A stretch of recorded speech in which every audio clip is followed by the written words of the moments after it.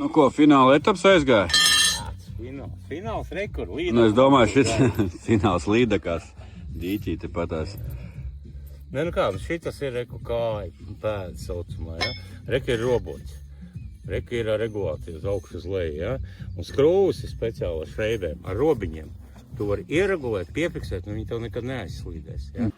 Šitie skrūvspāļi barga naudu droši vien maksā, ne? Īstenībā nē. Nav tik traki? Kaut kā 25 eiro gabalā viņš ir. Un tu kaut kā pēc izmēriem iet? Jā. A, kā tu izdomāji, ka saules paneļiem šitādi izmēru vajag tieši? No, tāpēc, kad ir bijuši garantijas gadījumi, kas nav mums apdrošināšanas, ja? Ir Šits ir alumīnijas, pārējais ir cinkots metāls.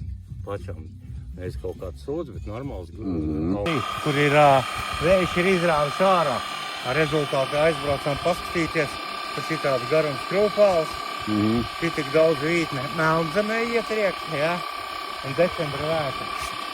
Un skrūvas viss viņa ir žuveika. Viss šeips, skrūvas, viss viņa ir žuveika, ja? Un šitas ir kaut kāds metrs. Metrs. Pasies, kā viņš rāpīja, ne? Praksīt. Nu skrūvē tālāk, ko tu to aparātu mocīs? Es tev palīdzēšu, divi tā ieskrūvēs. Tā ir metāla konstrukcija, zemes stāvos. Tad tu viņu varēsi te arī pieregulēt, kā tev vajag tur līdz galam, ja? Jā, un tagad es nemaz vilkt nevaru, ja?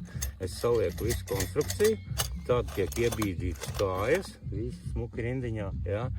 Piefiksētas, un tad izcilā konstrukcija, ja ir nepieciešams. Šeit ļoti precīzi pirmie pēdējie ielikti ir līmenī, ja?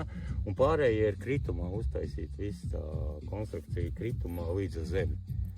Nu jā, ja vienā līmenī būtu, tad šitas te būtu augsts. Šitas būtu kaut kur te 50 centimetri mēs skatījāmies, ja? Nu, nav vajadzīgs.